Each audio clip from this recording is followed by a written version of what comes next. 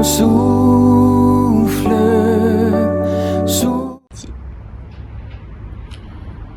Bonjour frères et sœurs en Christ et bienvenue à cette 41e édition de l'Instant Biblique qui est un programme de l'Église protestante unie de la Somme paroisse d'Amiens. Moi c'est Loïc et aujourd'hui je partage avec vous Hébreux 4, les 13 premiers versets qui est un texte que j'ai médité récemment et il m'a beaucoup parlé. Donc je vais de ce pas le lire. Mais Dieu nous l'a promis, nous entrerons dans son repos et cette promesse est toujours valable. Alors attention, personne parmi vous ne doit penser qu'il arrive trop tard. On nous a annoncé la bonne nouvelle comme à nos ancêtres, mais la parole qu'ils ont entendue ne leur a servi à rien. Quand ils l'ont entendue, ils ne l'ont pas reçue en croyant en elle. Nous avons cru. Nous pouvons donc entrer dans le repos de Dieu. Dieu l'a dit. Dans ma colère, j'ai fait ce serment. Ils n'entreront jamais dans le pays où je leur ai préparé le repos. Pourtant, Dieu a fini son travail depuis la création du monde. En effet, il y a cette parole au sujet du 7e jour. Et Dieu s'est reposé le 7e jour de tout son travail. Dieu en parle aussi quand il dit « Ils n'entreront jamais dans le pays où je leur ai préparé le repos. » Ceux qui ont reçu la bonne nouvelle les premiers n'ont pas obéi. Alors ils ne sont pas entrés dans le repos de Dieu. D'autres peuvent donc encore y entrer. C'est pourquoi Dieu fixe de nouveau un jour et il l'appelle aujourd'hui. Il a parlé de ce jour-là beaucoup plus tard par la bouche de David dans le texte déjà cité. Aujourd'hui, si vous entendez la voix de Dieu, ne fermez pas votre cœur. Si Josué avait conduit le peuple dans le repos de Dieu, Dieu ne parlerait pas après cela d'un autre jour. Cela veut dire qu'il y a encore un repos pour le peuple de Dieu. Il ressemble au repos du 7e jour. En effet, celui qui entre dans le repos de Dieu se repose lui aussi de son travail, comme Dieu s'est reposé du sien. C'est pourquoi, cherchons de tout notre cœur à entrer dans ce repos. Ainsi, personne ne tombera en suivant le mauvais exemple de ceux qui n'ont pas obéi. La parole de Dieu est vivante, elle est pleine de force. Elle coupe mieux qu'une épée qui coupe des deux côtés. La parole de Dieu entre en nous en profondeur. Elle va jusqu'au fond de notre cœur, jusqu'aux articulations et jusqu'à la moelle. Elle juge les intentions et les pensées du cœur. Rien n'est caché pour Dieu. Tout ce qu'il a fait se présente ouvertement devant ses yeux. Son regard découvre tout et c'est à lui que nous devons rendre compte. Donc ce texte il m'a parlé parce que je pense que vous l'avez remarqué, mais il est fait mention du mot repos à plusieurs reprises et il m'a amené à me demander c'est quoi le repos. Et on connaît tous ce que c'est que le repos, le fait d'arrêter le mouvement, des activités après avoir travaillé.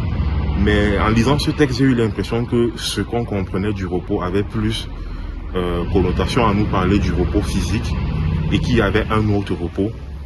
Et là qui me semblait plus être tout ce qui est état d'esprit lié à l'âme. Et le verset 2 et 3 de ce texte nous parle clairement du fait que endurcir notre cœur ne nous permet pas d'entrer dans le repos. Alors c'est quoi endurcir notre cœur d'après ce texte?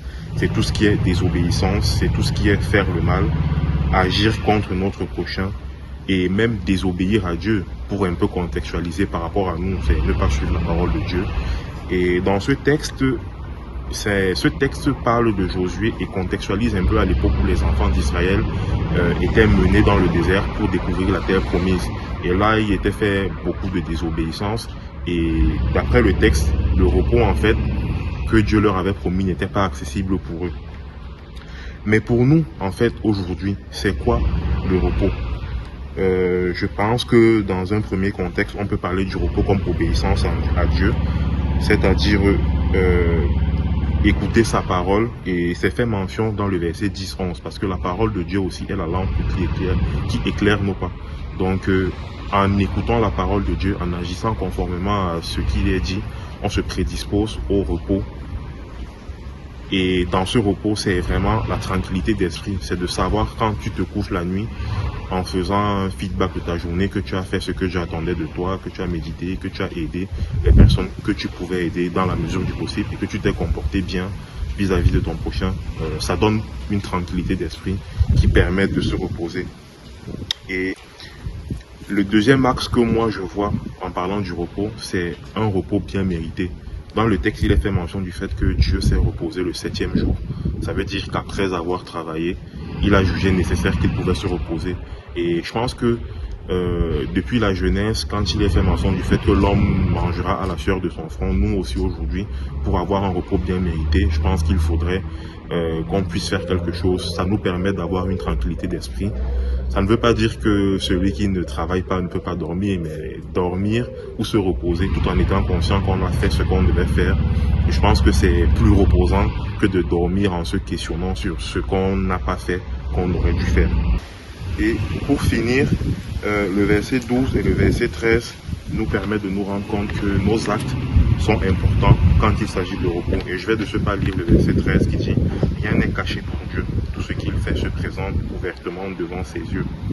Son regard découvre tout et c'est à lui que nous devons rendre compte. » Donc ça veut dire que quand nous posons des actes, même si ces actes ne sont pas visibles par rapport à les différentes personnes qui nous entourent, Dieu lui sait ce qu'on a fait et il voit.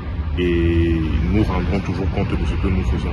Donc je pense qu'aujourd'hui en tant que chrétien, c'est vraiment important de vivre selon la parole de Dieu, de vivre conformément à ce qui est écrit pour pouvoir entrer dans le repos de Dieu.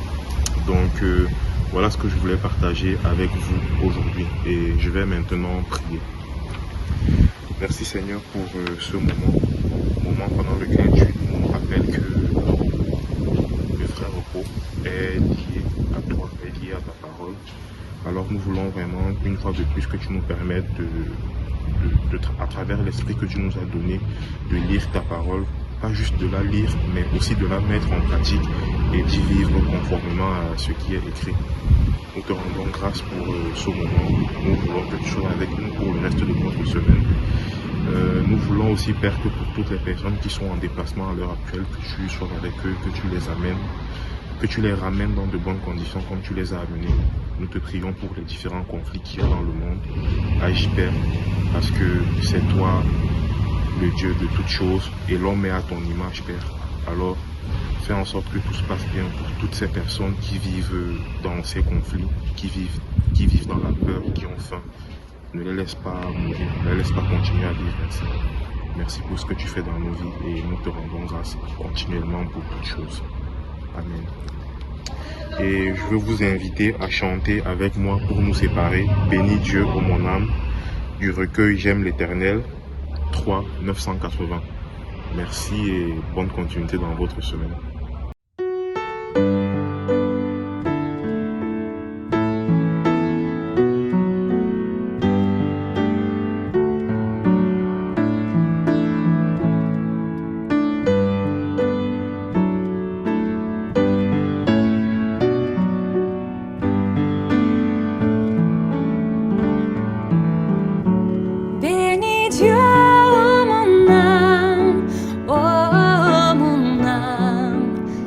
Gloire à son Saint-Nom. Oh, chante comme jamais. Oh, mon âme, rends gloire à son Saint-Nom. Voici l'aurore, l'aube d'un nouveau jour. Pour toi, un chant doit s'élever devant ce qui m'attend et ce qui pourrait arriver. Qu'à la fin du jour je te chante encore.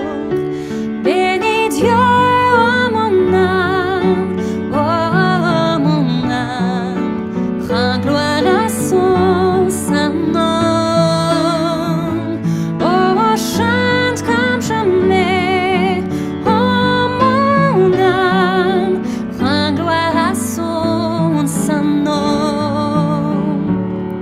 Riche en bonté et loin à la colère, ton nom est grand et ton cœur est bon. Je ne cesserai de chanter tes bontés. J'ai des milliers de raisons pour louer.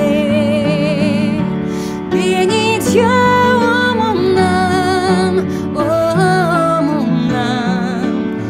Gloire à son